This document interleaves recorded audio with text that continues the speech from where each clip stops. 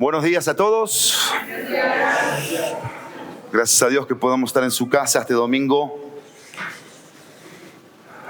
Es una bendición, un regalo del cielo podernos congregar, podernos reunir. Y lo más importante es que tenemos la palabra de Dios para poderla abrir con libertad juntos. Así que vamos a abrirla en Santiago. Timoteo. Voy a dar una clase de las epístolas pastorales para que oren por mí en el Instituto Bíblico de Palabra de Vida México. Y bueno, ya empecé a estudiar Timoteo. 1 Timoteo, 2 Timoteo, Tito y Filemón. Por eso dije Timoteo, perdón. Pero estamos en Santiago. En octubre, oren por favor. Oren porque voy a estar ahí yendo a Bernal con los alumnos de tercer año. Si Dios quiere, en su gracia y misericordia, estaré compartiendo esa materia. 3 semanas. Y bueno, es un privilegio muy grande que no merezco y una responsabilidad mayor todavía que debo atender con gracia de parte de Dios. Así que bueno, estamos en Santiago. Qué hermoso libro. Permítanme hablar con Dios, orar a Él y que su nombre sea glorificado en este tiempo. Precioso Dios, gracias por la bendición tan enorme que hoy nos das de estar aquí, de estar en tu casa.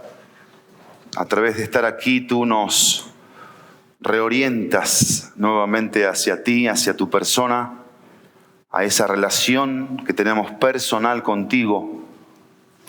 Y gracias porque tenemos la viva palabra de Dios, que es eficaz, que tiene un poder cortante de llegar a lo más profundo. Tu palabra corta, tiene doble filo y llega a lo más profundo de nuestro corazón y discierne las intenciones de los corazones de todos aquí presentes, nuestros corazones que voluntariamente queremos ponerlos en tus manos para abrirlo de corazón a ti, Dios, para oírte hablar. Gracias por lo que tú tienes. Siempre tienes palabra viva y eficaz para nosotros.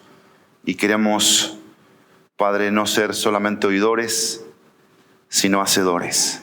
En el precioso y poderoso nombre de Jesús. Amén y amén. Bien, estamos frente a esta epístola de Santiago, donde más allá de que sea una epístola, un libro antiguo, uno de los más antiguos o el más antiguo del Nuevo Testamento, está considerado que fue escrito aún antes de Mateo, de Marcos, y el hermano del Señor Jesús, Santiago, también puede traducirse como Jacobo, le escribe a los primeros creyentes, a los primeros cristianos. Santiago conocía muy bien al Señor Jesús. Santiago tenía una relación con su hermano. La primera fue una relación dudosa, la segunda fue una relación de confianza, de seguridad, donde el Señor Jesús se le presentó ahí en Primera de Corintios capítulo 15, versículo 7 dice que se le presentó a Santiago. Y esa aparición para Santiago fue significativa. Ver a un Cristo vivo, encontrarse con un Cristo vivo significó mucho para él, para que haya un cambio en la vida de Santiago. Me encanta esta epístola de Santiago porque es práctica. Santiago es un pastor. Santiago se convirtió en un líder de la iglesia primitiva. Y como pastor, pensaba como pastor, vivía de acuerdo al llamado de Dios hacia el pastorado. Y su mensaje era práctico. Eso es bueno para nosotros como iglesia, porque fácilmente podemos caer en la religiosidad, en el estar aquí, pero sin propósito. Y el propósito principal de estar juntos aquí es escuchar a Dios, conocer a Dios, su forma de pensar. ¿Y qué de nosotros, de cada uno de nosotros? En el análisis, el examen personal que tenemos que hacer. Porque nuestra vida espiritual siempre nos debe preocupar. A mí me debe preocupar mi vida espiritual, porque debo ser un hombre sabio. Las normas las pone Dios. Él nos crea, Él nos compra, Él nos hace suyos. Y me encanta una frase de los primeros versículos del libro de Santiago que va a ir definiendo, o mejor dicho, define la epístola para mí de Santiago. Y está en el versículo 3. Cuando Santiago introduce su saludo y va a hablarles a esta audiencia, a este auditorio, dice el versículo 3, sabiendo que la prueba de su fe produce paciencia. Y yo quiero llamar tu atención en esta introducción de la prueba de la fe. De eso va a hablar Santiago. Que la fe nuestra como hijos de Dios siempre está puesta a prueba. Siempre mi fe, lo que yo digo creer, está puesto a prueba. Si realmente yo estoy creyendo eso. Y no hay mejor traducción que una fe puesta a prueba con la evidencia de la obediencia. Mi fe se pone a prueba todo el tiempo en la medida en la que yo voy obedeciendo lo que digo creer de Dios, de su palabra. No importa que estos creyentes, porque no hay punto de comparación. Ese es el punto aquí, no hay punto de comparación con nosotros hoy, pero no lo hay en absoluto. Sin embargo, yo no te voy a comparar con los primeros creyentes. Nosotros tenemos que compararnos con lo que dice la palabra de Dios, con lo que Dios nos quiere decir acerca de las pruebas. Porque la prueba aquí es si yo estoy siendo obediente a lo que Dios me dice. Y obviamente que Dios es intencional y Dios siempre va a hablarnos directamente a las necesidades que tenemos. Dios conoce a la perfección nuestros corazones. Él nos creó. Él sabe de qué estamos hechos. Él sabe las cosas por las que estamos pasando. Él sabe cuando nuestros pensamientos no son sus pensamientos. Él lo sabe. Y a Dios no lo podemos engañar. Y si en esta mañana nosotros somos verdaderos hijos de Dios, verdaderos creyentes, genuinos creyentes, que hemos nacido de nuevo, que el Espíritu Santo tocó nuestras vidas y está operando esa regeneración en nosotros de ya no más yo, más Cristo vive en mí y lo que vivo lo vivo en la fe del Hijo de Dios. Yo no voy a poner excusa ante aquellas cosas que delante de Dios sé que no estoy practicando, no estoy obedeciendo. La prueba de mi fe hoy está reprobada. Podría ser el caso. ¿Por qué no? Yo en la semana leí un pasaje en Hechos, si me quieren acompañar, capítulo 3. Hechos capítulo 3, versículo 19.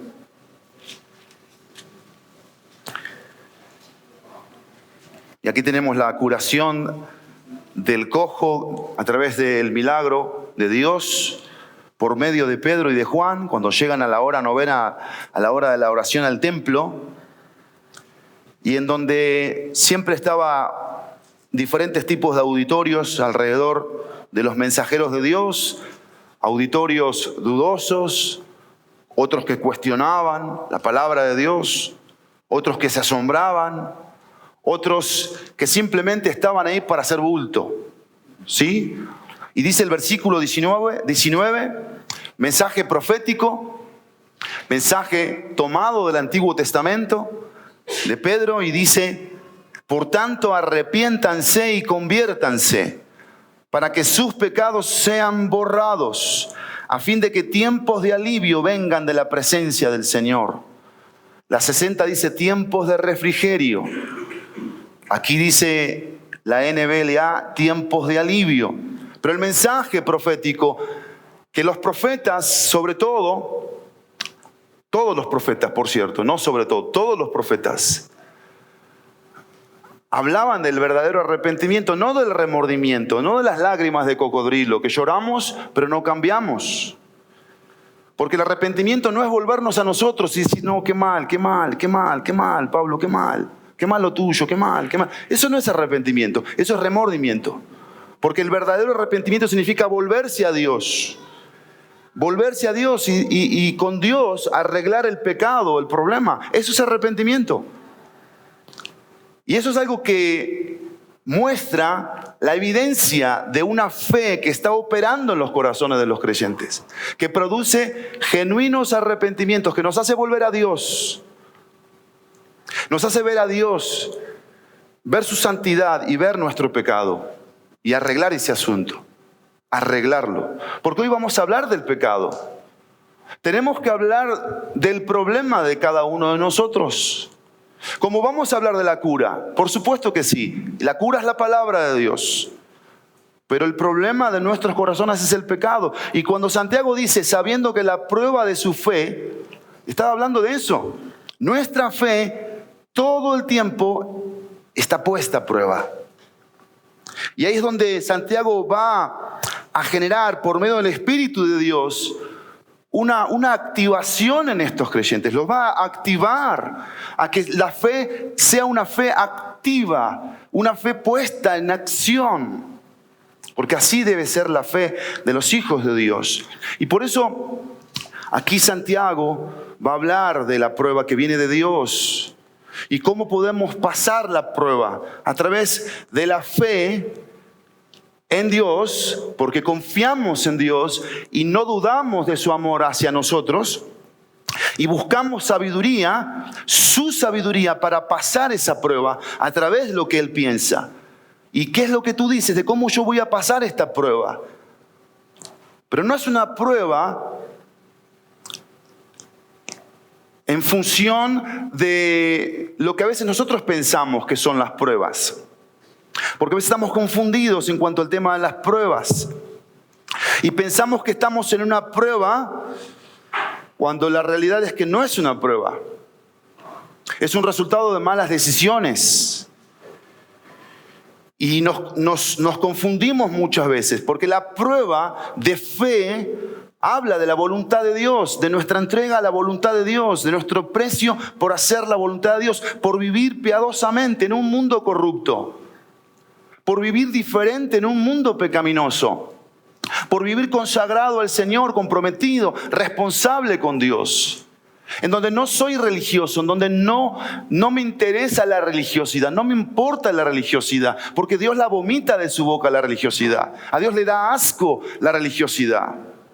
A Dios le gusta lo relacional, lo vivo, lo activo, lo práctico, su amor puesto en práctica, su misericordia puesta en práctica, su paciencia puesta en práctica, su justicia puesta en práctica. De eso está hablando aquí Santiago. Creyentes que habían decidido genuinamente seguir a Jesucristo. Esa es la prueba de la fe. ¿Es así en nosotros? Si es así, bienvenidos al mensaje del día de hoy. Porque había creyentes que eran probados en relación a su escasez económica, quizás sea tu caso. Había creyentes que eran probados a través de su posición económica. Bienvenidos si ese es el caso. Estaban probados, estaban pasando por pruebas. Y ahí lo que aquí Santiago vez tras vez va a exaltar es el poder de la palabra de Dios. Porque aún Santiago aquí va a hacer una similitud con varias cosas del Sermón del Monte. Por eso comenzamos nuestro pasaje en Santiago capítulo 1, versículo 12.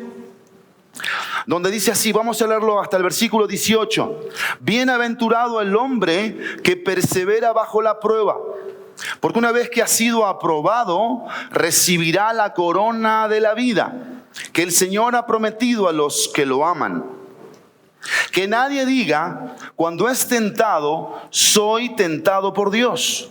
Porque Dios no puede ser tentado por el mal. Y Él mismo no tienta a nadie, sino que cada uno es tentado cuando es llevado y seducido por su propia pasión. Después, cuando la pasión ha concebido, da luz el pecado. Y cuando el pecado es consumado, engendra la muerte.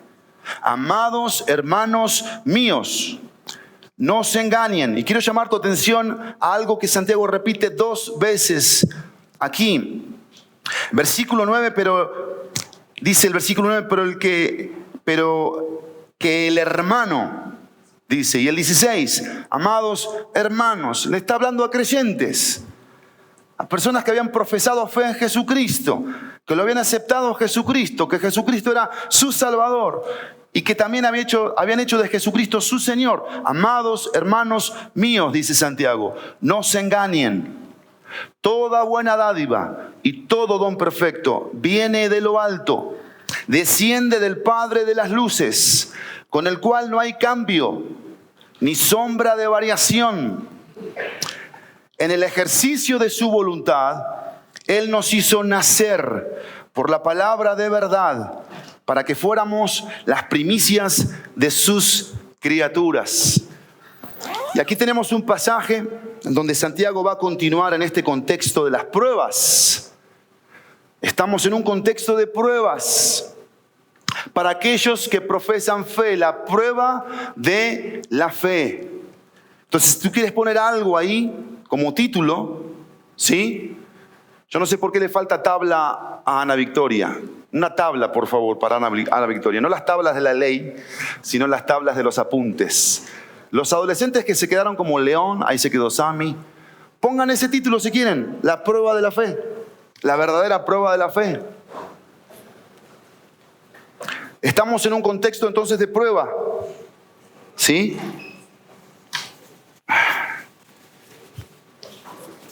Gracias. Y dice el pasaje que estamos meditando en esta mañana, versículo 12. Comienza Santiago diciendo bienaventurado. Esta es una palabra que el Señor Jesús dijo en las bienaventuranzas, ¿se acuerdan? ¿Qué significa bienaventurado? Y sí me va a gustar mucho, mi amado Chachito, que me mantenga siempre los versículos, porque vamos a ir analizándolos uno por uno y desglosando y viendo lo que Dios tiene para nosotros. Dice la primera palabra, y yo solo quiero leer esto en la Biblia de Jerusalén. Mire cómo lo traduce la Biblia de Jerusalén en un libro apócrifo de la Biblia de Jerusalén, que es el libro de la sabiduría. Pero vean ustedes, un libro apócrifo de la Biblia de Jerusalén, que es la Biblia católica. ¿Cómo traduce el versículo 12? Escuchen. Los justos, en cambio, viven eternamente. En el Señor está su recompensa y su cuidado en el Altísimo. Recibirán por eso de mano del Señor la corona real del honor y la diadema de la hermosura. ¿Qué palabras? No inspiradas, pero sí con mucha utilidad en esta mañana para entender más la palabra de Dios. Bienaventurado, dice Santiago. Esa palabra bienaventurado significa feliz, afortunado, dichoso, algo más que una emoción superficial. Bienestar divinamente concebido, que solo le pertenece al creyente.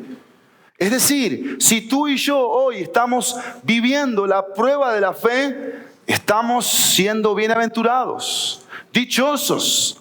Estamos súper felices por ser probados, por estar en este caminar hacia la meta que es Cristo, viviendo la voluntad de Dios, no arrastrando la cobija, no diciendo soy creyente, soy hijo de Dios, padrísimo, estoy reanimado, ¿no? Y así, no, el creyente está de pie, con júbilo, con gozo, sí probado, por supuesto, pero hay ánimo, hay motivación, porque somos bienaventurados. Los creyentes que superan con éxito las pruebas son verdaderamente felices. Y miren lo que dice Santiago capítulo 5, versículo 11. Un comparativo. Santiago 5:11. Dice así, miren que tenemos por bienaventurados. ¿A quiénes? A los que sufrieron. Hablando de ejemplos del Antiguo Testamento. Y va a poner un ejemplo. ¿Han oído de quién? De la paciencia de Job. Y han visto el resultado del proceder del Señor. Es interesante esto. Porque así procede el Señor. El Señor prueba a los justos. El Señor prueba a sus hijos. Todo el tiempo nos está poniendo a prueba. Todo el tiempo. Y dice aquí el texto. El proceder del Señor. Que el Señor es muy misericordioso y compasivo. O muy compasivo y misericordioso. Dos palabras que podrían ser parecidas, pero no, ya las explicaremos en su momento. Pero por la misericordia de Dios y por la compasión de Dios, yo soy puesto a prueba. Dios no me quiere dejar a mí como alguien que simplemente va a ser alcanzado con su gracia y su amor a través de su Hijo para que yo sea un comodín. Para que yo siempre sea al que estén llamando para asistir a la iglesia. Porque no vengo, porque soy inestable en todos mis caminos. Inestable es una voluntad dividida, una lealtad dividida. Sí amo a Dios, pero también amo al mundo, amo el trabajo, amo el dinero.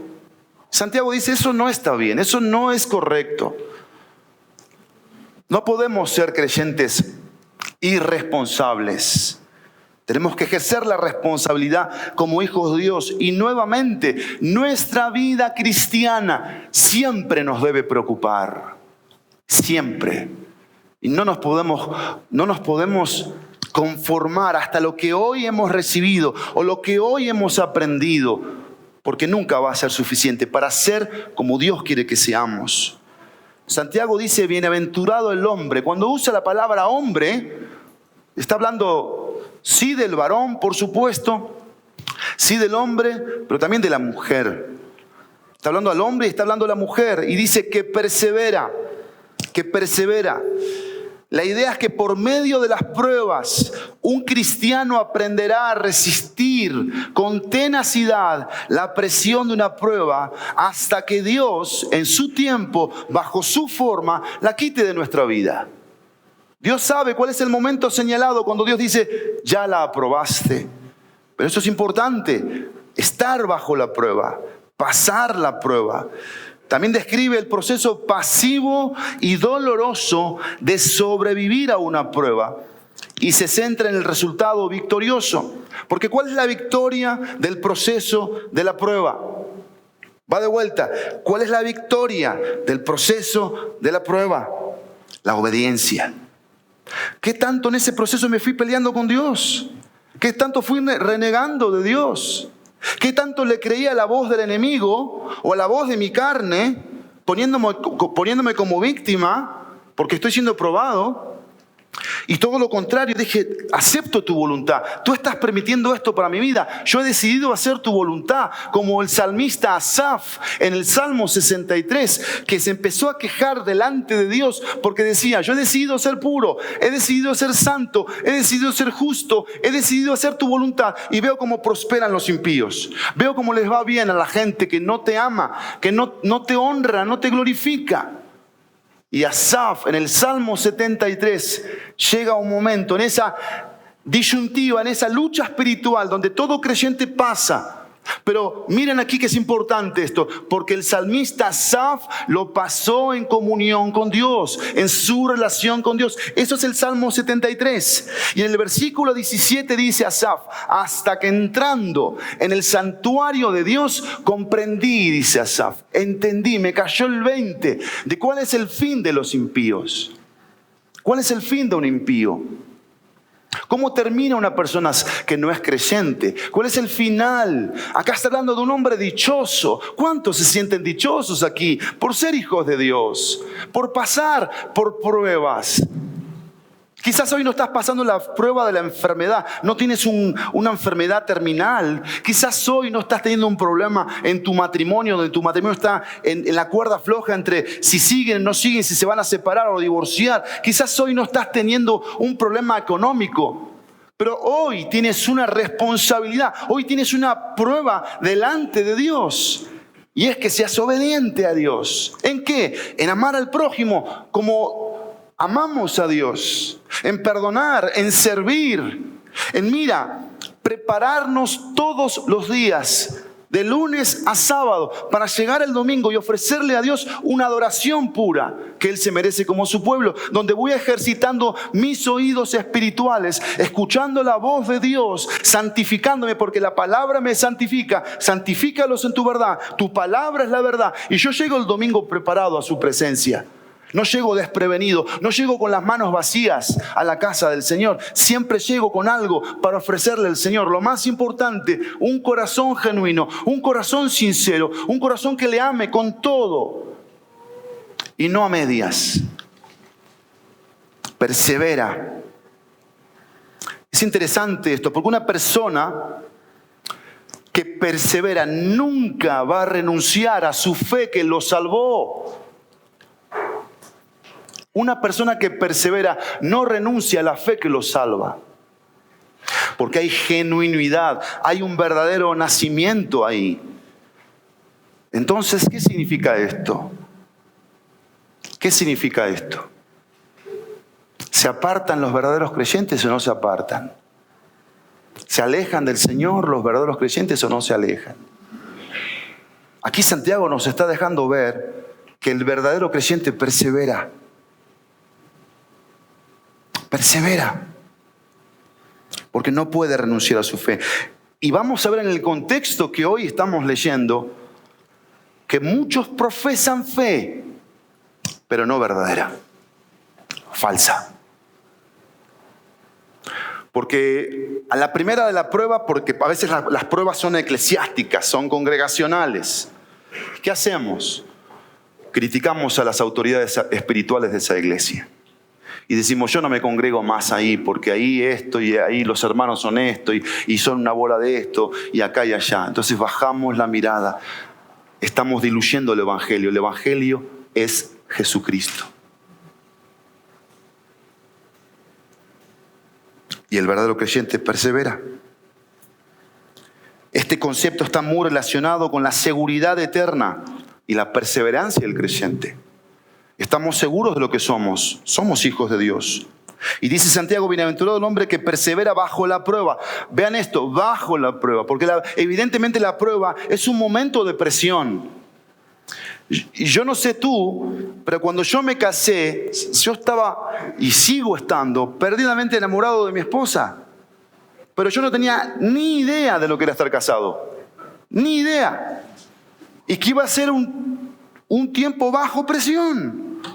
Aprender a manejar la presión en el matrimonio. Y a los 8 meses quedó embarazada de Santiago. Y no tenía ni idea de lo que era ser papá. Y empecé a tener una presión de lo que es ser papá. En medio de la obra de Dios, viajando por todos lados. Presión y presión y presión. El punto es que los creyentes no restamos presión. Lo que a veces queremos es no tener presión. No tener que pasar momentos con personas que quizás no nos caen tan bien. Y uso personas que me caen bien. Me miro con los ojitos de No, sí me caen bien. Todos me caen bien, todos me caen bien. Yo no sé si les caigo bien a todos, pero bueno, eso es otro tema. Otro mensaje. Pero es eso. Y puede ser un momento bajo presión. Estar con gente que no es de mi agrado. Pero ahí es donde yo soy probado. Es un momento bajo presión. Y tengo que obedecer al Señor. Y no tengo que dudar del Señor. Señor, ¿por qué me pones a convivir con gente que no me cae bien? No, al contrario. Si el Señor me permite eso, porque Él quiere trabajar, purificar, santificar mi corazón. Renovar pensamientos que no son correctos. O la otra. Dios me presiona. Dios me pone bajo presión. En este sentido. O sea, ¿tú quieres un Dios buena onda? ¿Quieres un padre buena onda? ¿Quieres un pastor buena onda? Eso no cuenta para las pruebas. Yo quiero un Dios buena onda. Que me haga vivir la vida cristiana esa que está en las fotos. La gente levantando las manos, llorando, emocionada. Con lugares así, con atmósferas increíbles. Eso no es la vida cristiana. Eso no es el cristianismo. Eso no lo es. Eso no significa ser hijo de Dios. Ser hijo de Dios es estar en el ejercicio continuo de la fe que está siendo puesta a prueba en mi relación con Dios y en mi relación los unos con los otros. Todo el tiempo Dios está en un sentido poniéndome a prueba. Dios por momentos me pone a prueba y donde me pone una situación y la respuesta es, ¿vas a ser egoísta, Pablo, o vas a ser generoso? Punto. No hay otra. Si eres generoso, calladito te des más bonito. O sea, no digas que eres generoso, pero te estás quejando. Y criticas. Y Santiago habla de eso. Viene alguien a tocar la puerta de tu casa y te dice, tengo una necesidad, hermano, voy a orar por ti. Señor, que te bendiga. Y lo dejas ir, sin la cobija, sin para taparse. Santiago dice, esa es una fe falsa, no es una fe verdadera. ¿Cuánto necesitamos aprender de esto? Bajo presión. Estamos bajo presión hoy. ¿Hay algo que hoy nos está poniendo presión? Tenemos que orar mucho para ser aprobados delante de Dios. Quiero que entiendan algo. El que aprueba es Dios. Pero quiero que entendamos algo hoy. Cuando Dios aprueba, los hombres también. Porque la Biblia dice que estamos en paz delante de Dios y de los hombres. Yo no puedo decir que estoy en paz con Dios si estoy en conflicto con los demás, peleado, distanciado, enemistado. Eso no es compatible con el Evangelio. Porque el Evangelio siempre me va a llevar a mí, a pagar un precio. Dice Santiago, bienaventurado el hombre que persevera bajo la prueba. Y pone ahí la palabra prueba. La palabra prueba es algo que rompe el patrón de paz. Un patrón de comodidad, un patrón de gozo, un patrón de felicidad en la vida de una persona. Esa es la palabra prueba. Rompe un patrón. Qué interesante es esto, ¿no?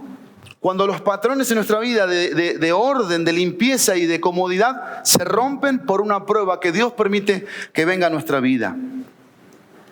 Poner a alguien o a algo a prueba con el propósito de descubrir la naturaleza de esa persona.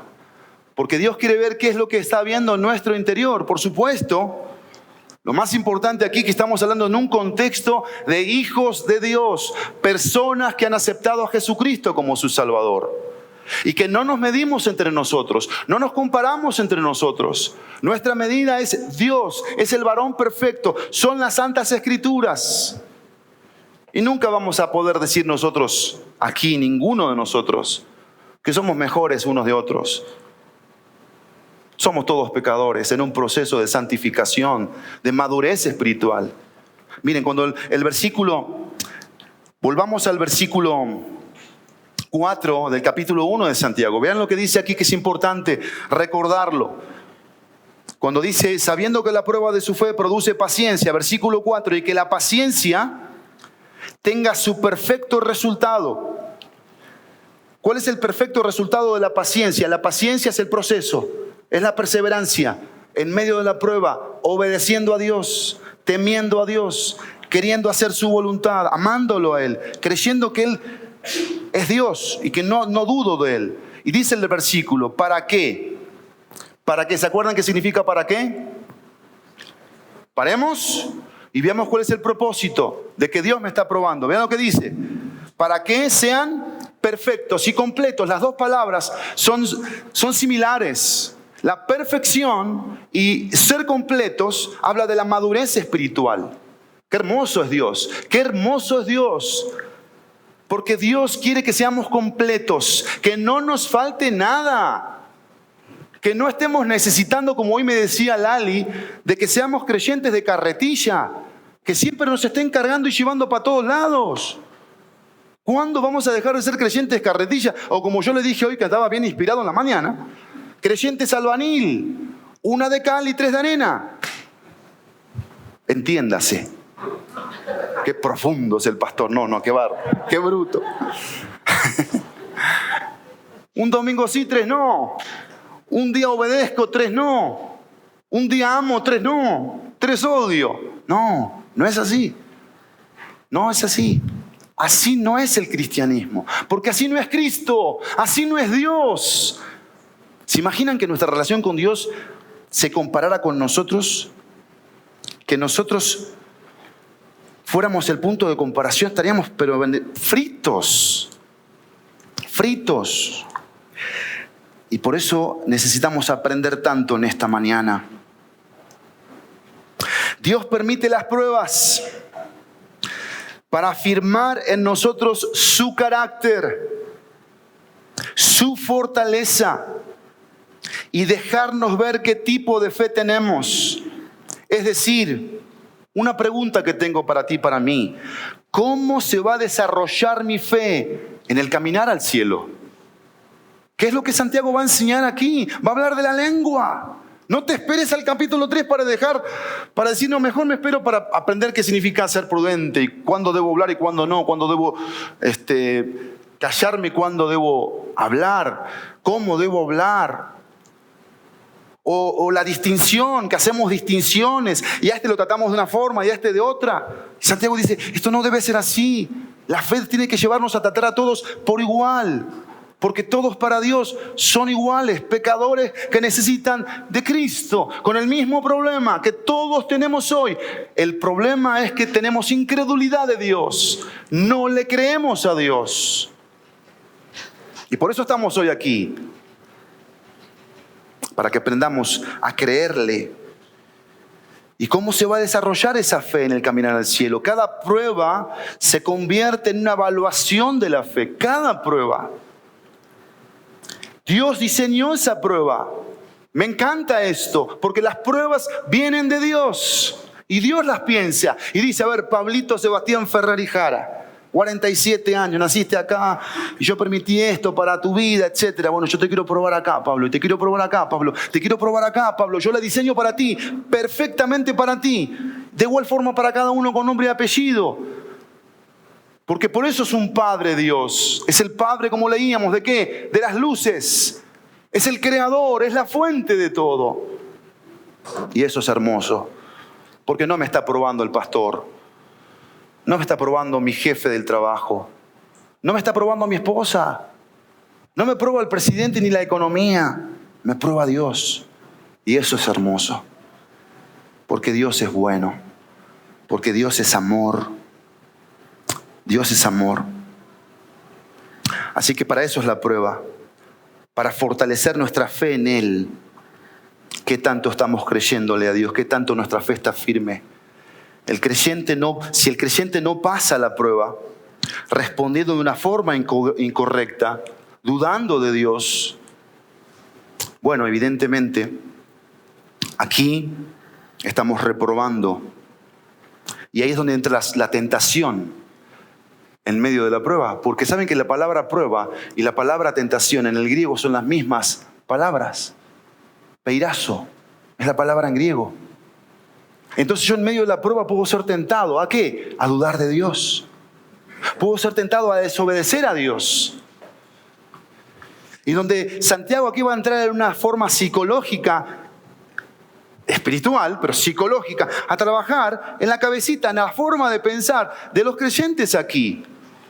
Y dice el texto 12, bienaventurado el hombre que persevera bajo la prueba, porque una vez que ha sido aprobado, esa palabra aprobado significa que pasó la prueba, ha pasado por sus pruebas con éxito y victoria, lo cual indica que es genuino porque su fe ha soportado como la de Job. Y miren cómo sigue el versículo 12. Porque una vez que ha sido aprobado, recibirá la corona de la vida que el Señor ha prometido a los que lo aman. Y aquí habla de una corona de la vida, o mejor traducido, la corona que es vida. La corona que es vida. Y aquí hay una recompensa que el creyente recibe de una forma suprema de parte de Dios. Y la recompensa es la vida eterna. ¿Qué mejor recompensa un creyente puede obtener que estar con Cristo, que ir a vivir en la eternidad? ¿No te parece eso extraordinario? Que hoy se acabara nuestra vida. ¿No te parece eso genial? Que hoy se acabara y nos vamos al cielo con Dios. ¿No te llama eso la atención? Eso debería siempre llamar nuestra atención, porque mejor es estar con Cristo. Mejor es estar en el gozo del Señor, en su presencia, por siempre. Y ya dejar de estar sufriendo en este estuche tan desanimante, tan deprimente, nuestra carne, este mundo corrupto, pecaminoso. Pero Dios dice, pero te quiero acá, porque te quiero con un propósito. Pablo decía, mejor es estar con Cristo porque es muchísimo mejor, pero quedar en la carne es necesario, decía Pablo, por causa de muchas cosas. La iglesia es una causa, los perdidos es una causa, Mi cristianismo es una causa, mi madurez espiritual es una causa. Claro que sí es una causa, porque Dios no me quiere dejar como hoy estoy. Y por eso dice el texto aquí, la corona de la vida que Él ha prometido y Él va a otorgar en su totalidad al morir o en la venida de Cristo. Recuerden que nosotros creemos que el que tiene al Hijo tiene la vida eterna. Tiene la vida eterna. Porque dice la palabra de Dios en Juan 10:10 que el ladrón no vino sino para hurtar, matar y destruir. Y el buen pastor dijo, yo he venido para que tengan vida y para que la tengan en abundancia. Y la abundancia de la vida es la eternidad que Él puso en nuestros corazones. Juan 17:3, y esta es la vida eterna, que te conozcan a ti, el único Dios verdadero. Y eso es lo que hacemos cada vez que abrimos las Escrituras, conocer el pensamiento de Dios, el amor de Dios, la justicia de Dios, la verdad de Dios, la libertad, la verdadera libertad que debemos profesar como hijos suyos. Vean lo que dice el apóstol Juan cuando le escribe a la iglesia de Esmirna. Apocalipsis capítulo 2, versículo 8. Escribe al ángel de la iglesia en Esmirna. El primero y el último, eso es Dios. El que estuvo muerto y ha vuelto a la vida, el Hijo de Dios, dice esto: yo conozco tu tribulación y tu pobreza, pero tú eres rico, le dice a la iglesia de Esmirna. Y la blasfemia de los que se dicen ser judíos y no lo son, sino que son sinagoga de Satanás. No temas lo que estás por sufrir. Qué interesante es esto aquí, porque le está hablando del futuro. Pruebas que iban a enfrentar como creyentes. Yo te digo que el diablo echará a algunos de ustedes en la cárcel para que sean probados. Y tendrán tribulación por 10 días. Sé fiel hasta la muerte y yo te daré la corona de la vida. La corona de la vida. La corona de la vida es la salvación. Es la vida eterna. Es lo que un creyente va a gozar por la eternidad. Pero ya lo estamos gozando. Ya lo estamos disfrutando. Porque eso es vida eterna. Gozar de la comunión con Él. Versículo 13, pero quiero resaltar algo del versículo 12, el final, porque es importante esto. Una corona de vida, dice, que el Señor ha prometido. Es una promesa, pero ¿a quiénes? A los que lo aman. Qué importante es esto aquí, porque tenemos que entender esto. La palabra de Dios dice que nosotros le amamos a Él porque Él nos amó primero. Mas Dios muestra su amor para con nosotros en que siendo aún pecadores, Cristo murió por nosotros. Porque de tal manera amó Dios al mundo que ha dado a su Hijo unigénito para que todo aquel que en Él cree no se pierda, mas tenga vida eterna. Porque la paga del pecado es muerte, mas la dádiva de Dios es vida eterna en Cristo Jesús, Señor nuestro, al que nos amó y nos lavó de nuestros pecados con su sangre. Yo no soy aquí el amoroso. Yo no soy aquí el amoroso. Tú no eres aquí la amorosa y el amoroso. Es Dios. Pero ¿no te parece asombroso que Dios nos deje amarle? Y qué infieles que somos. Esa es la realidad.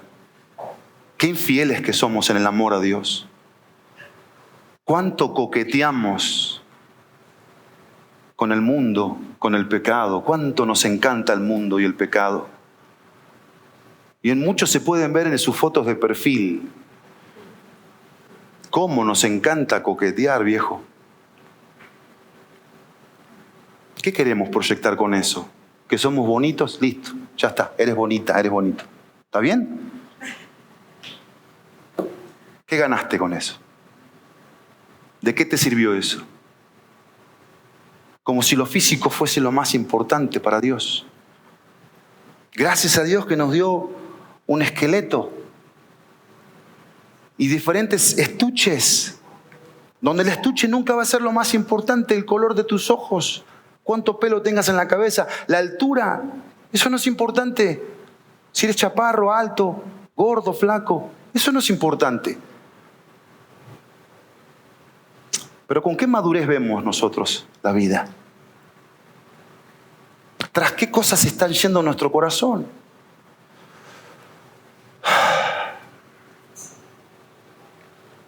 Dice el versículo 13. Porque amar a Dios significa eso, ¿no les parece, amados? Amar a Dios significa tomar decisiones en relación a nuestra vida. Claro que es importante nuestra vida física y externa, claro que sí. Porque yo voy reflejando con mi vida. ¿En quién creo? ¿Quién es mi Salvador? ¿Quién es mi Rey? ¿Quién es mi Señor? Por supuesto que sí. ¿Y qué amo más? ¿Qué amo más? ¿Qué amo más? ¿Qué amamos más? Versículo 13. Que nadie diga, cuando es tentado, soy tentado por Dios, porque Dios no puede ser tentado por el mal y Él mismo no tienta a nadie. La tentación es una oportunidad de llevar a cabo algo bueno de una manera equivocada. Y te quiero poner aquí 2 ejemplos. La manera equivocada es fuera de la voluntad de Dios. Esa es la manera equivocada. Porque Dios tiene una voluntad, solo una. Y dice la palabra de Dios, y Dios nos dejó ver que la buena voluntad de Dios es buena, agradable y perfecta. Con eso tengo, no necesito más. Nadie en esta tierra me va a ofrecer esas 3 características. Por eso, como jóvenes, yo recibí a Cristo a los 13 años, decidimos la pureza para el noviazgo y para el matrimonio. Es una decisión, porque es bueno, porque es agradable, porque es perfecto. No descubro lo sexual antes. Eso es perversidad, eso es perversión, eso es creerle a Satanás, que distorsiona la verdad de Dios. Y dice el versículo 13, que nadie diga, cuando es tentado, soy tentado por Dios, porque Dios no puede ser tentado por el mal y Él mismo no tienta a nadie. Los 2 ejemplos que quiero ponerte, te pregunto, a ver, León, o a ver, Sami, o a ver, Ana Victoria, o a ver, Sofi, que vas a entrar al baño, entra al baño. Pero pregunto, ¿es malo querer aprobar un examen? ¿Es malo querer aprobar un examen? ¿Tú qué dirías? No, es bueno. Por supuesto que es bueno querer aprobar un examen. Y cuanto más saques una mejor nota, mejor. Claro, porque estudiaste, buscaste entender, te preparaste. Pero si se hace trampa para hacerlo, ¿eso qué es? Eso es caer en la tentación. Y eso nos lleva a hacer algo que está mal. Trampa. Y aquí, miren, aquí nadie se salva. De una u otra forma, todos hemos hecho trampa. Todos queremos llegar a la vía del éxito, del placer, de lo que pensamos que vale la pena, de una forma equivocada. Y caemos en la tentación. ¿Comer es malo? No, no es malo. ¿Y este fin de semana qué tal? Yo venía pensando, Señor, quizás hoy no estoy lleno del Espíritu, pero sí de pozole. Obviamente orando para que estar lleno del Espíritu, ¿no? Les prometo que de eso se trata. Estoy lleno de pozole, de pambazos, de torta de tamal. Qué bárbaro. Viva México, ¿no? Viva México. Sí, claro que sí. Después me lo borras esto, papito. Qué hermoso es este país y su gastronomía. Pero no es mala la comida. No es mala. ¿Sí? Pero si pensamos robar los alimentos, nos estamos tentando a nosotros mismos. Esa es la idea aquí. ¿Cómo tú haces algo que es bueno, como un examen, como comer, y cómo lo adquieres, cómo lo consigues? Como si el robo no fuese parte de nuestra cultura. Claro que es parte. Y lo que Santiago aquí nos va a enseñar es que nosotros pensamos que el pecado es una acción única, y eso no enseña la Biblia.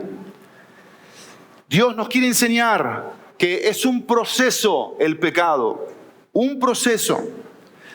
¿Se acuerdan cuando Adán desobedeció a Dios en el huerto del Edén? Él cometió un solo pecado, Un solo pecado, que fue desobedecerle a Dios. Y eso trajo sobre toda la raza humana la muerte y el juicio. Y es interesante aquí, esto pasa todos los días, amados míos. Todos los días pasa esto en nuestra cabeza, en nuestro corazón, lo que le pasó a Adán y lo que le pasó a Eva. Porque Adán escuchaba la palabra de Dios y Adán se la transmitía a Eva. Esa es la idea. Adán le narraba la palabra de Dios. Mira, Dios me dijo esto. Dios me dijo, ponle nombre a los animales. Dios me dijo que podíamos comer de todos los frutos, menos de uno. Pero vino Satanás a Eva con la versión el diablo habla hoy. Hay tantas versiones. Bueno, el diablo habla hoy es otra versión. Donde él le dice a Eva, con que Dios les ha dicho. Y empieza a cuestionar la palabra de Dios en el pensamiento de Eva, en el corazón de Eva, de lo que Adán le había dicho. Porque podían comer de todos, excepto de uno.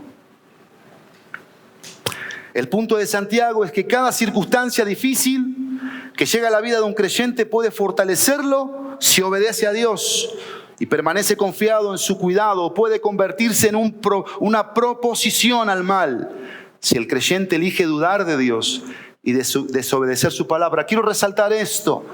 Dios no puede ser tentado. Dios, por su naturaleza santa, no tiene la capacidad para el mal y tampoco Él es vulnerable al mal.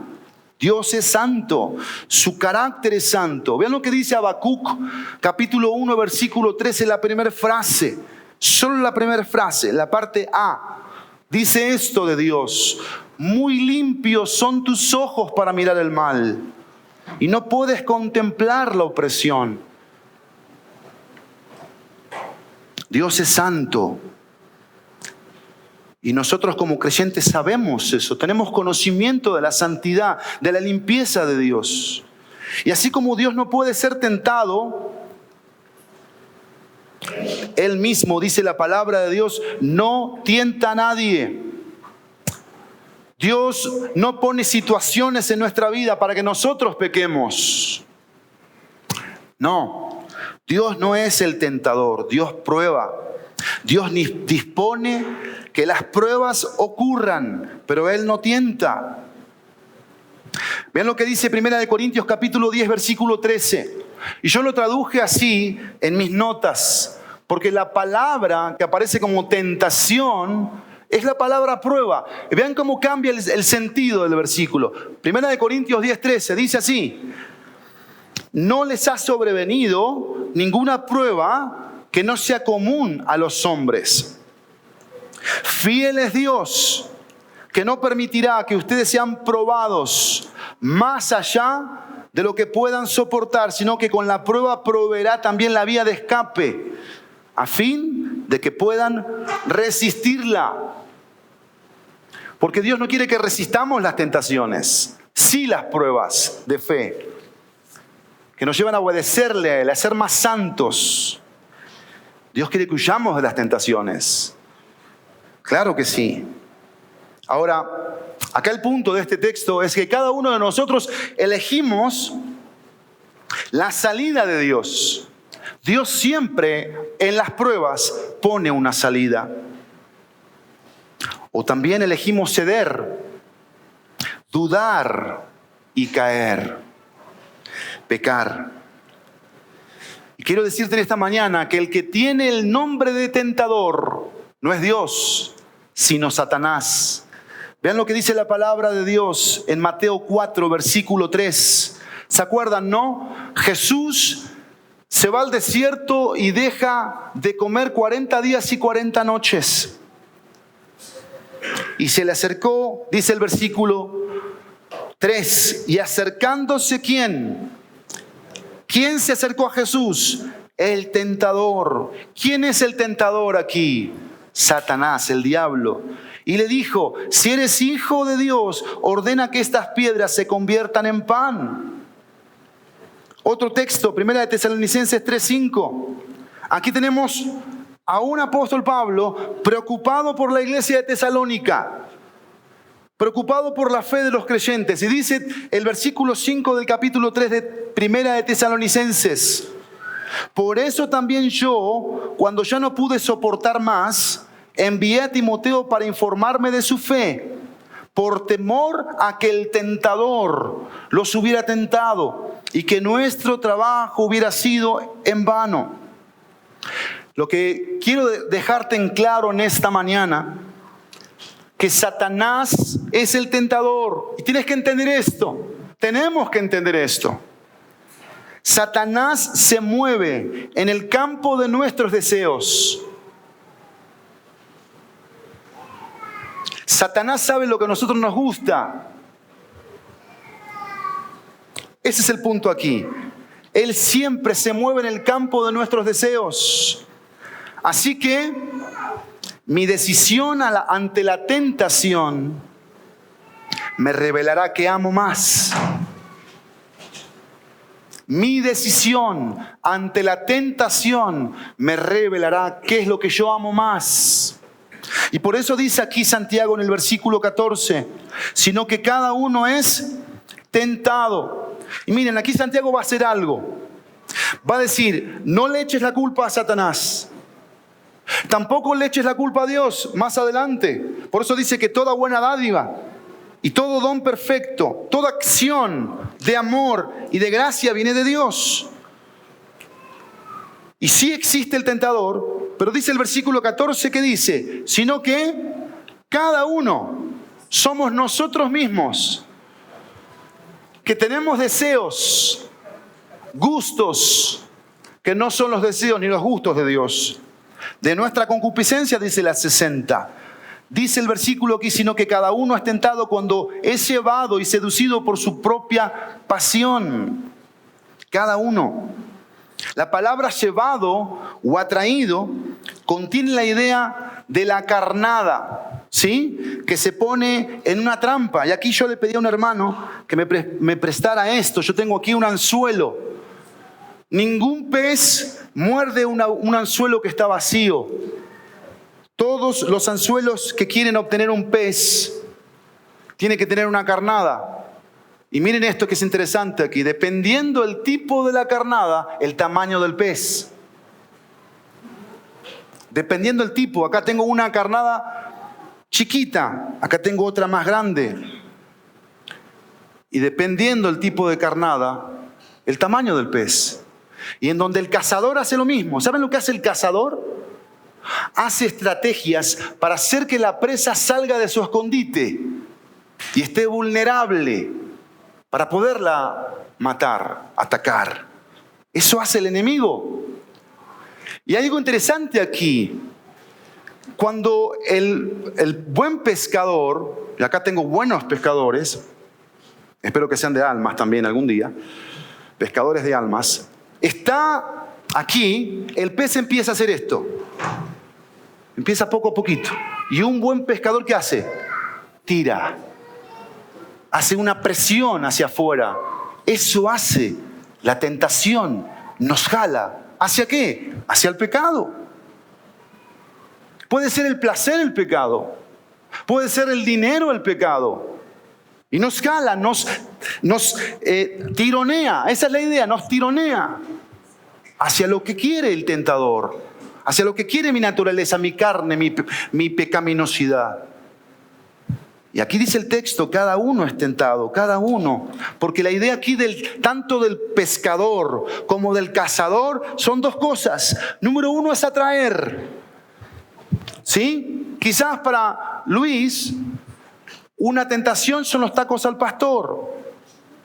Y yo le pongo 5 tacos al pastor, van a ser una tentación para él. Pero quizás para Richie no. Quizás para Richie puede ser otra cosa la tentación. Quizás para Richie dice, no, a mí los tacos no me van ni me vienen. ¿Me explico? Para lo que es tentación para uno, porque a eso le gusta y lo desea, no es tentación para el otro. Pero el punto aquí es que todos tenemos diferentes tipos de tentaciones. Y las tentaciones pueden ser los placeres, la tentación puede ser el poder, la tentación puede ser la plata, la tentación puede ser el prestigio. Muchas cosas pueden ser tentación. Pero no solamente es atraer, sino también es atrapar. Y esto es lo terrible aquí, amados míos. Esto es terrible aquí. Porque dice el texto, sino que cada uno es tentado cuando es llevado y seducido. Y la palabra seducción habla aquí literalmente de una mujer que exhibe a través de su cuerpo de forma sensual a un hombre, a que la vea, a que la desee. Esa es la idea, la figura que usa aquí Santiago. Una mujer sensual, seducido. Está la tentación, está el deseo en el corazón de todos. Para algunos pueden ser las mujeres, para otros puede ser el dinero, para otros puede ser la comida, para otros puede ser el sentirse importantes, reconocidos, aplaudidos, diferentes tipos. Todo eso está en el corazón de cada uno de nosotros, sí, ahí está nuestro corazón. Y para algunos lo único que solamente hace falta es la oportunidad. ¿Se acuerdan del rey David?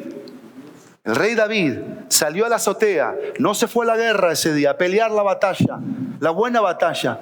Dejó de hacer lo que era llamado a hacer como rey, defender al pueblo, defender a las ovejas. Se quedó. Fue perezoso, fue ocioso. Subió a la azotea y vio a una mujer casada bañándose. Y la codició, la deseó y cayó en la tentación. Y eso trajo terribles, trágicas consecuencias. Es nuestra propia pasión. Nuestra propia pasión. Son los deseos fuertes del alma de disfrutar o adquirir algo para satisfacer la carne. Y esto el Señor nos habla a nosotros, nos hable, porque mientras estemos en esta tierra, antes de que Cristo venga por nosotros, tendremos que seguir batallando con la carne, con la naturaleza pecaminosa, con el mundo corrupto. Pero tenemos tantas herramientas para vencer la tentación, tantas. Nuestra naturaleza caída tiene la propensión a desear con fuerza cualquier pecado que la satisfaga. Esa es la idea. Nuestra carne es fuerte. Y si nosotros no estamos fuertes en Dios, no estamos fuertes, fortalecidos en su palabra, no tenemos convicciones firmes, fácilmente vamos a caer, vamos a morder el anzuelo, vamos a salirnos del escondite y nuestro cazador nos va a cazar. Claro que sí, claro que sí. Y ninguno aquí está libre, ninguno. Por más años que tengamos en Cristo, por más conocimiento que tengamos de la palabra de Dios, ahí anda el tentador y aquí está mi carne. Vamos a leer algunos textos importantes aquí para entender esto de nuestros deseos. Efesios capítulo 2, versículo 3, acompáñenme. Efesios 2, 3.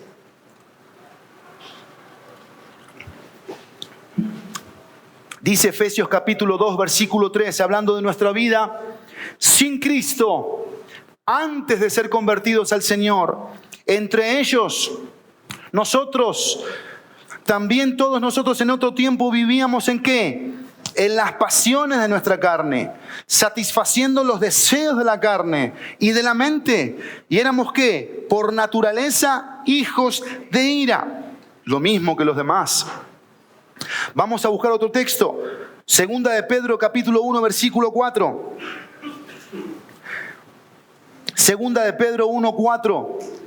Dice, por ellas, promesas, misericordias, Dios, Él, nos ha concedido sus preciosas y maravillosas promesas, a fin de que ustedes lleguen a ser partícipes ¿de qué? De la naturaleza divina, del nuevo nacimiento, de la regeneración, de la vida cristiana, de ser hijos de Dios. Y dice el texto,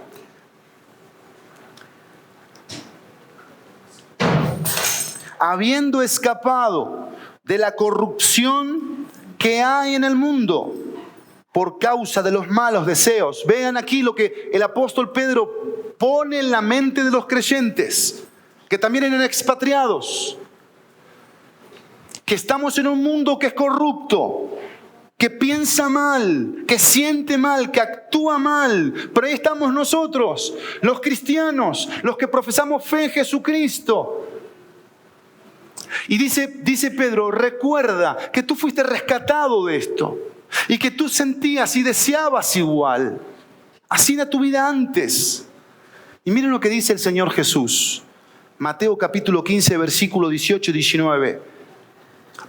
Mateo 15, versículo 18 y 19.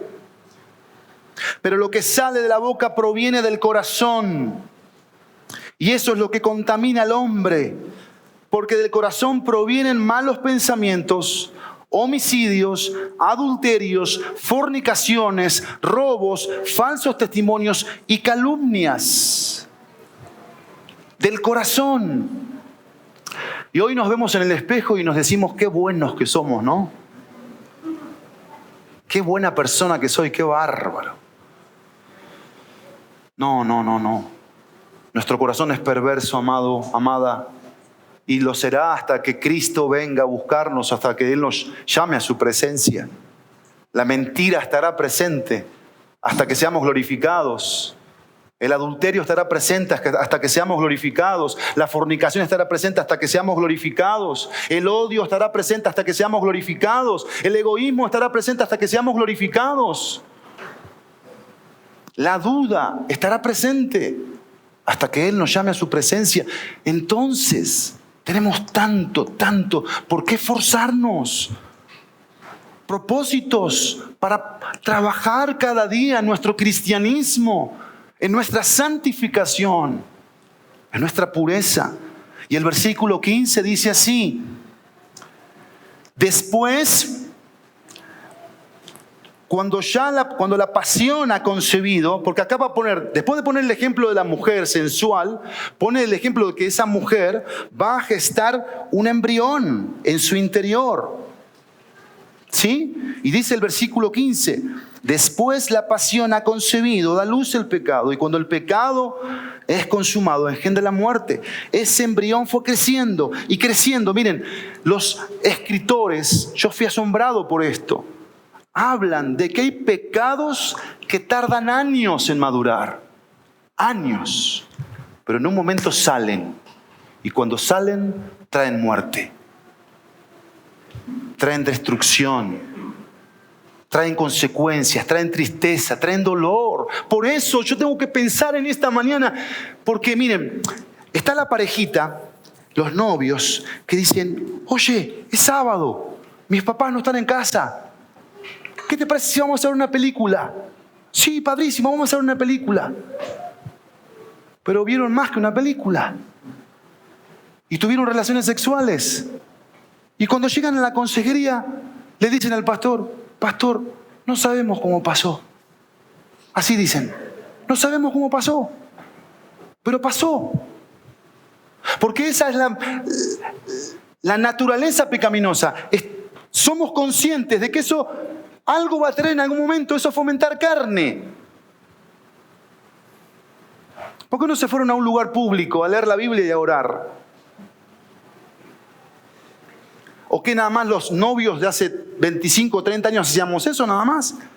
Que nos poníamos, cuando estábamos juntos, leíamos la Biblia. Yo hacía un culto con Friné. Un culto hacía. Hasta la cena del Señor tomaba con la chaparra. No le cobraba la ofrenda porque no era tan cara dura, ¿no? Pero ya no tenía plata, pobre la chaparra. Pero, ¿en serio? Yo conocía mi carne. Yo la deseaba. ¿Para qué les digo otra cosa? Yo quería carne.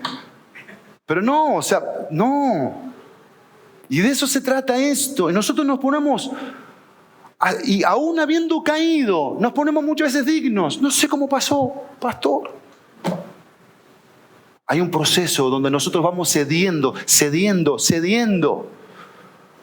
en nuestra fe por Dios, por su palabra. Y siempre estamos advertidos por Dios. Siempre. Dios nunca nos va a dejar de advertirnos. Porque recuerda que el pecado no es un simple acto espontáneo, sino que es un resultado de un proceso. La desobediencia engendra muerte y no vida. Así que tenemos que tener mucho cuidado, porque miren esto, amados míos, si solo creyéramos lo que dice la palabra de Dios y tuviéramos presente esta tragedia final, no cederíamos a la tentación. Y ojo, que si ayer por la gracia y misericordia y la obra de la cruz y el poder de las Escrituras yo pude huir de la tentación, hoy puedo caer. Ojo, ojo. No me puedo creer en nada, nunca, jamás. Necesito gracia todos los días y humillarme todos los días y buscar al Señor. Por eso nos reunimos, por eso nos congregamos, porque el reunirte aquí te reorienta hacia la cruz, hacia tu relación con Dios, hacia tu compromiso con las Escrituras, de que debes ser santo porque Él es santo y Él te llamó a una vida santa, a una vida pura. Tenemos que decir gracias Dios. Gracias Dios. Y por eso Santiago dice en el versículo 16, amados hermanos míos, no se engañen. No erréis, dice la 60, no erréis. Se refiere a equivocarse, errar el blanco, porque eso es pecar. Es errar el blanco. Dios me salvó para que yo no peque, para que yo no practique el pecado. ¿Sigo siendo pecador? Sí, pero Cristo con la cruz y el poder del Evangelio quitó la paga del pecado. Yo soy hijo de Dios, tengo hoy salvación, puedo hoy pasar los portales de esplendor porque Cristo me dijo, yo pagué por tu pecado, yo limpié tu pecado, tú creíste en mí y si está mi persona en ti, tienes vida eterna. Ya no tengo paga del pecado.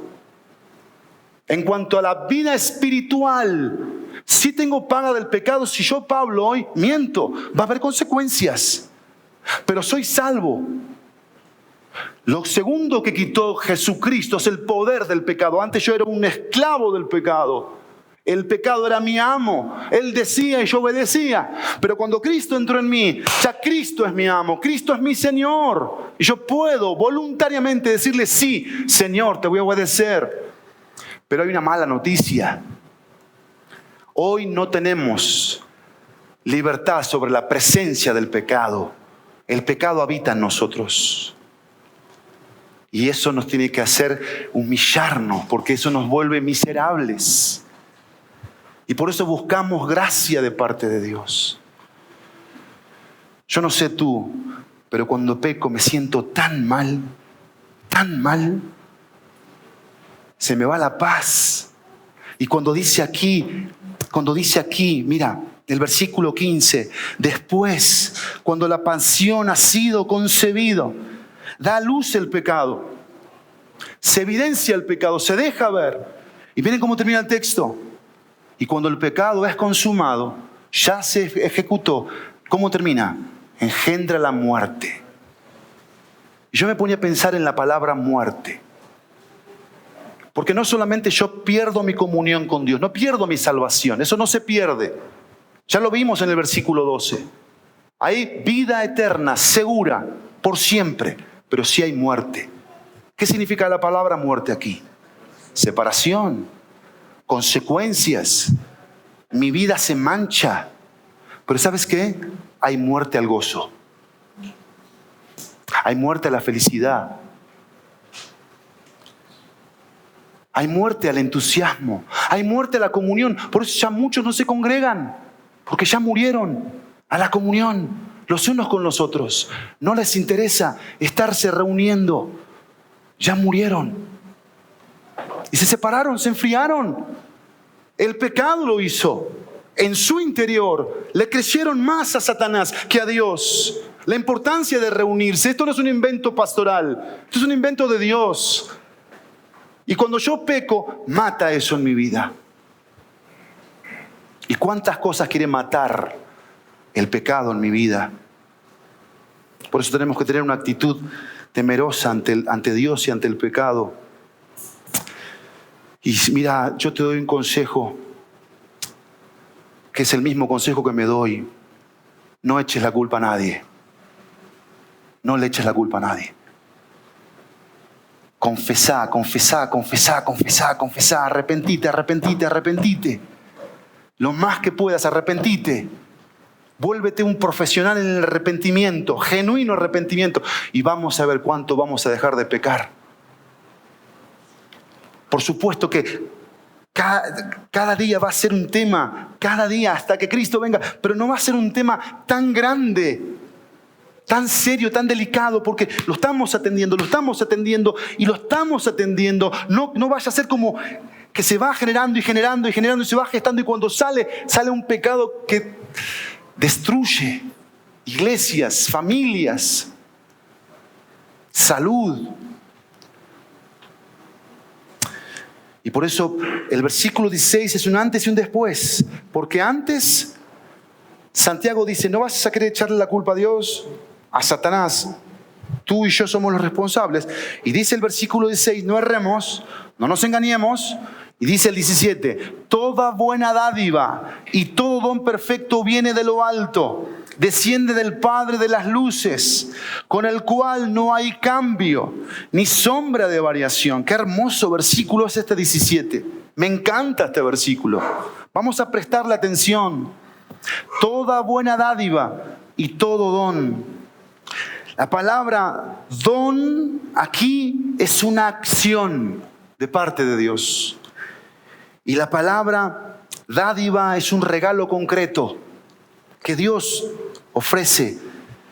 Dios es bueno, lo que está queriendo decir Santiago. Y vean lo que dice, que es perfecto.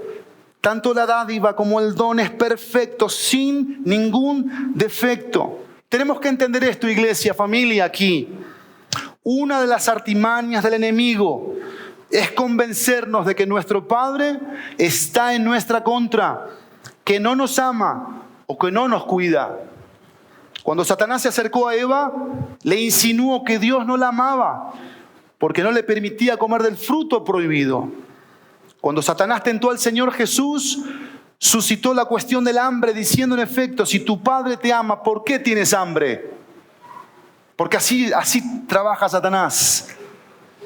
Dios no me ama, Dios no me cuida. ¿Por qué me falta esto? ¿Por qué necesito esto? ¿Por qué sigo soltero? ¿Por qué sigo soltera? ¿Por qué no tengo trabajo? ¿Por qué la gente no me trata con respeto?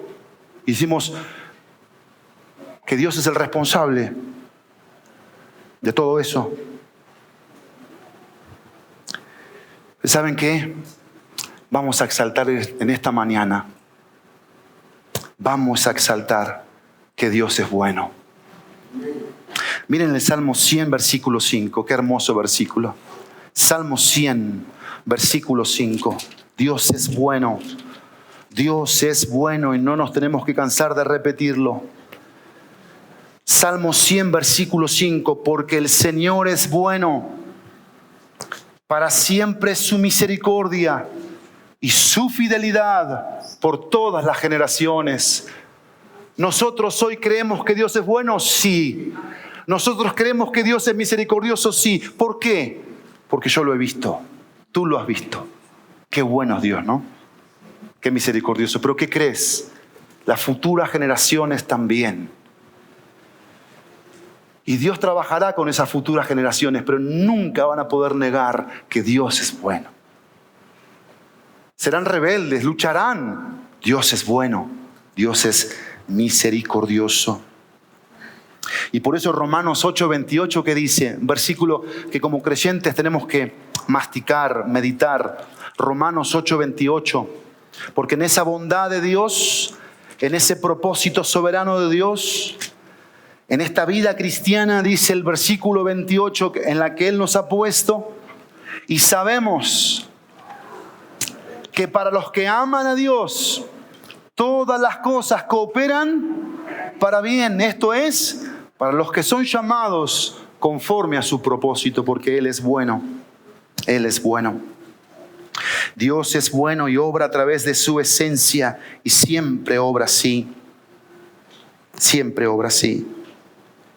Dios es bueno. Tenemos que entender en esta mañana que no necesitamos otra persona, ni mucho menos Satanás, que nos venga a decir, yo te voy a solventar las necesidades. Porque ese es Satanás. ¿Qué le dijo a Jesús? Dios, tu papá, te mata de hambre.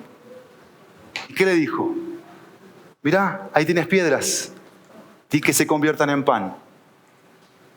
Yo quería traer hoy una dona de chocolate son mi debilidad.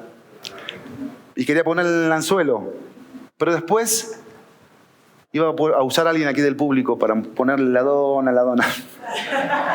Y después iba a quitar la dona e iba a poner pan duro. Porque esa es la idea. Satanás siempre te ofrece algo atractivo, bonito, precioso, que dices, ¡ah, qué rico! Pero cuando tú lo vas a consumir, es pan duro. Pan duro. No te sacia, no te satisface. Por supuesto que no te va a dar felicidad. Y si te la da, no va a ser más que 5 minutos. Pero vas a sufrir después mucho, mucho. Porque miren, Jesús dio una respuesta, ¿se acuerdan? En la tentación, ¿qué dijo? No solo de pan vivirá el hombre, sino de toda palabra que sale de la boca de Dios. Toda palabra que sale de la boca de Dios. Qué precioso, ¿no? ¿Qué quiso decir Jesús aquí? Quiso decir muchas cosas. Número 1, que la boca de Dios, revelando su palabra en el Antiguo Testamento, estaba en el corazón del Hijo. Porque Jesús, ¿qué hizo? Citó la palabra de Dios. ¿Por qué? Porque la conocía, porque la creía, porque tomaba en serio las palabras de Dios. Así venció la tentación. Pero también Jesús dijo esto, mirá. Jesús dijo esto es precioso. Jesús dijo así: es mejor padecer hambre dentro de la voluntad de Dios que estar saciado fuera de ella. ¿Cuántos hoy están dispuestos a decir eso como Jesús?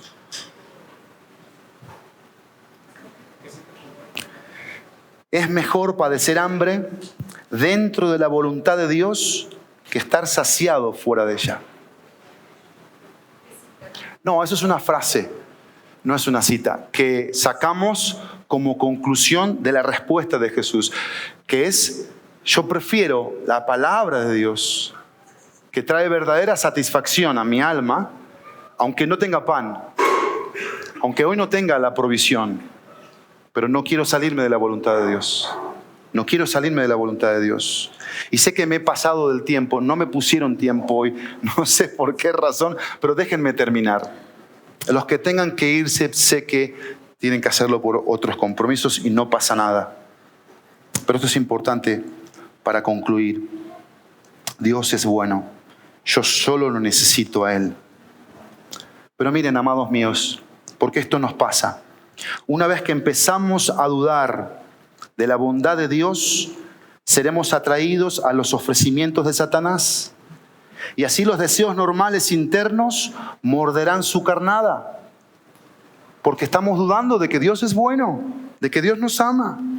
Y que si Dios no nos da algo, es porque nos ama, porque nos quiere cuidar. Y miren lo que dice el texto aquí, que Dios no cambia.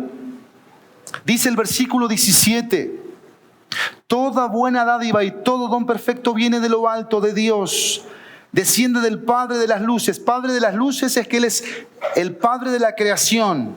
Él lo creó todo. Y cuando habla de las luces, está hablando del sol, la luna, las estrellas, muy puntualmente el sol, con el cual, hablando de Dios, no hay cambio ni sombra de variación. Dios no sufre alteraciones, es lo que está diciendo Santiago. No sufre alteraciones. Dios no se altera. Dios no cambia, por más que las circunstancias estén de cabeza. Dios es un Dios siempre amoroso, siempre santo, siempre justo. El Padre de las luces. No existe sombra de variación. Dios es completamente santo y por tanto no puede disminuir ni aumentar su santidad. Siempre es santo. La luz del sol cambia a medida que la tierra se mueve, pero el sol siempre permanece brillando. Si las sombras se interponen entre Dios y nosotros, no significa que Dios las ponga, sino que nosotros nos estamos alejando de Dios. Dios nunca cambia. Por consiguiente, nunca debemos dudar de su amor, de su bondad, cuando nos encontramos en dificultades. Nunca. Por eso termina Santiago. Yo quiero leer algo que escribí del versículo 17. Nuestra confianza en Dios está firmemente asegurada por esa luz que jamás se eclipsa. Siempre que voy a Dios lo encuentro igual. Precioso. Bueno, fiel, amoroso, justo, que me confronta, que no me deja igual. Ni aun siquiera por un momento se eclipsa la santidad de Dios. Siempre brilla su misericordia, siempre brilla su amor, siempre brilla su justicia. Porque el brillo de Dios nos quiere decir algo siempre a todos nosotros, que Él es el mismo, que su esplendor es el mismo, que su gloria es la misma. Y por eso cuando Moisés le pregunta, ¿cómo voy a responderles a los que me pregunten quién eres? ¿Cuál fue la respuesta de Dios?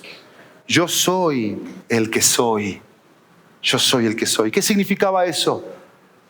El siempre existente Dios. A mí nadie me creó. A Dios nadie lo crea. Dios no tiene papá, Dios no tiene mamá.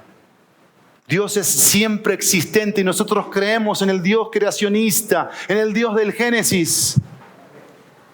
Como en el Dios de este momento, creemos en ese Dios. Es el mismo, opera de la misma forma. Dios busca que nosotros le creamos a Él, que nuestra fe, nuestra confianza esté depositada al 100 en Él. Y termina el versículo 18. En el ejercicio de su voluntad, porque la voluntad de Dios se ejercita. ¿De qué manera? Dice, Él nos hizo nacer. Dios, no nosotros. Nosotros no nacemos ni biológicamente de nuestras mamás, ni espiritualmente. Dios permitió que naciéramos de forma carnal y también de forma espiritual. Dice, Él nos hizo nacer. Y tenemos que entender algo aquí. Dice, por la palabra de verdad, por el poder de las Escrituras. ¿Para qué? ¿Cuál es el propósito? Dice Santiago. Para que fuéramos las primicias de sus criaturas. Primicias. ¿Por qué primicias? Porque estos eran los primeros cristianos. Los primeros frutos. Y está hablando de algo alusivo al Antiguo Testamento, cuando salían los primeros frutos. Los primeros frutos de la cosecha eran las primicias. ¿Y qué hacían con esas primeras primicias? ¿Qué hacían? ¿Se la quedaban? No, se la daban. ¿Por qué? Porque creían en la promesa. ¿Cuál promesa? De que Dios iba a proveer más en un futuro. O sea, creían en Dios. Dar la primicia no es cualquier cosa. Involucra confianza. Involucra confianza. Y estos daban lo primero, confiando en la promesa de Dios, de que Dios iba a ser fiel en un futuro, porque Dios cumple lo que promete. Y lo que está diciendo Santiago aquí, que los creyentes primitivos ya estaban gozando de las glorias futuras. ¿Cuándo? En el presente. ¿No te parece precioso eso? ¿No nos atrae eso?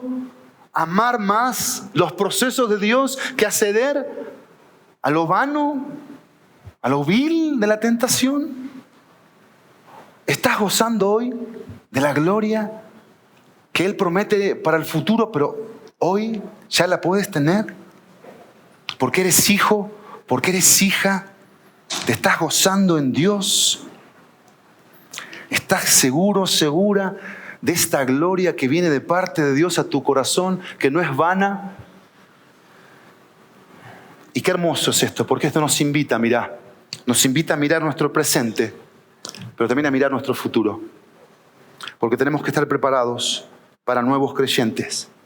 Alguien tiene que atender a esta muchachita llamada Sofía. Alguien tiene que atenderla y pastorearla. Te tienes que dejar pastorear. Te tienes que dejar discipular, aconsejar con la palabra de Dios para que te conviertas en la hija de Dios, que Él ha planeado que tú seas. No la hija de la IBJ, la hija de Dios, porque para eso estás hoy aquí. y hay que pastorearla. Es una nueva creyente. Juan Diego, ¿dónde está Juan Diego? Juan Diego es el sobrino de Lore. Estuvo viniendo un par de meses.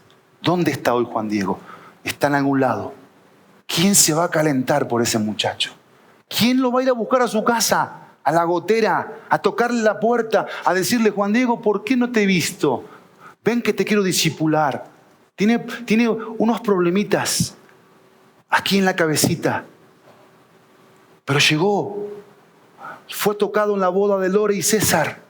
Y estaba aquí y lo veía con ánimo, con energía. Hoy no está acá. ¿Por qué no está acá? Porque los creyentes estamos paveando en tonterías. Y no nos damos cuenta que el futuro es el presente. Dios trae personas nuevas. ¿Para qué? Para que las amemos, para que invirtamos nuestras vidas en ellas, para que las discipulemos. Amén, familia. ¿Te sientes comprometido con esto? ¿Con la gloria futura, pero presente? ¿Estás preparada, familia, hoy, iglesia, para enfrentar pruebas? ¿Estás hoy preparada para enfrentar crisis? ¿Tu fe hoy está fortalecida, está firme? Si no lo está, corre con urgencia a Cristo en estos momentos y encuéntrate con Él. Si hoy has caído a la tentación y has pecado, el Padre te va a recibir, no te preocupes. Satanás acusa. El Padre te dice, ese pecado ya lo cargué en la cruz con mi Hijo. Ya el perdón está comprado. Restáurate. No te quedes así, por favor. No te quedes con el pecado en el corazón. Y como dice Santiago, ¿podemos pensar en grandes pecados? Sí. Grandes pecados. Pero los grandes pecados comienzan con chiquitos pecados. Por eso Santiago que dice en 4:17, el que sabe hacer lo bueno y no lo hace, le es pecado. Oramos. Nos ponemos de pie.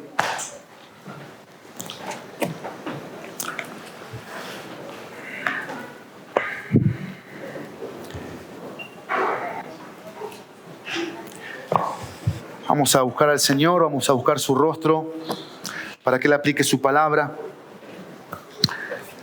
Cierra tus ojos conmigo, inclina tu rostro. Yo quiero orar junto con la iglesia por las almas que hoy nos acompañan, que hoy nos visitan. Tenemos visitas. Si no son salvas, cuando hablamos de ser salvas, es estar seguras de si hoy se mueren, ¿a dónde se van? Si Dios les pregunta, ¿por qué te tengo que dejar entrar al cielo? ¿Qué respuesta le darías a Dios? ¿Cómo tú estás segura o seguro si vas a pasar la eternidad con Él? Yo quiero decirte que Dios te ama, pero quiero decirte que Dios es santo y que por eso mandó a Jesús a la cruz para morir por nosotros los pecadores, no para que existan crucifijos y se vendan crucifijos, ni tampoco para que existan las religiones, sino para que Jesucristo salve, entre en corazones que lo invitan a Él, a que los salve del pecado, del infierno. Y yo te quiero pedir en esta mañana, mi querida y mi querido, si nunca has aceptado a Cristo, que le digas esta oración a Él. Querido Dios, perdona mis pecados. Perdóname.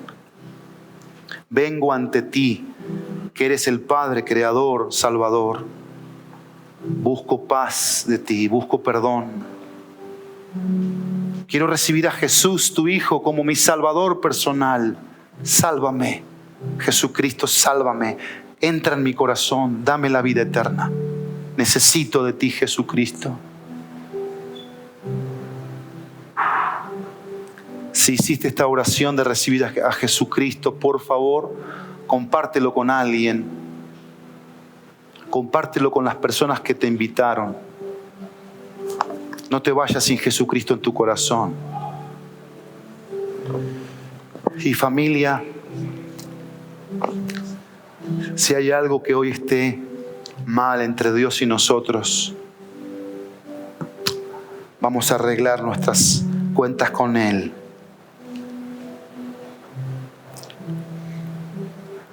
Y si hay algo que tenemos que hacer hacia lo horizontal, hagámoslo. Padre nuestro, gracias por tu palabra, gracias por tu amor, gracias por tu fidelidad, gracias por las pruebas, gracias por la prueba de la fe. Gracias, Dios, porque somos privilegiados. Vamos diciendo que somos hijos de Dios al vivir la prueba de la fe. No hay mejor manera de vivir esta vida que conscientes de la prueba de la fe. Y gracias porque aún, Dios, nos tienes una corona. Eres impresionante, Dios, porque al no merecer nada, nos has dado todo al darnos a Jesús, al darnos a tu Hijo, precioso Salvador, obediente a ti. Gracias porque hoy podemos afirmarnos en lo que creemos de tu palabra, ante nuestras pasiones, nuestros deseos, ante la carne que tira para lo contrario de tu voluntad, de la obediencia. Y nos podemos, Dios, limpiar contigo, con tu palabra, para no ceder, para no caer, para decirle no a la tentación, no a nuestro pecado. Y sí a tu voluntad, sí a la obediencia, sí a tu justicia, sí a lo que tú quieres y has planeado para nosotros. Que esta palabra quede bien sembrada, bien implantada en nuestro corazón, Dios, sea inflamado por ti, tocado por ti. Perdónanos, por favor, perdónanos. Y que el arrepentimiento al pedirte perdón sea genuino, para que haya un cambio genuino, real. En el precioso y poderoso nombre de Jesús. Amén y amén.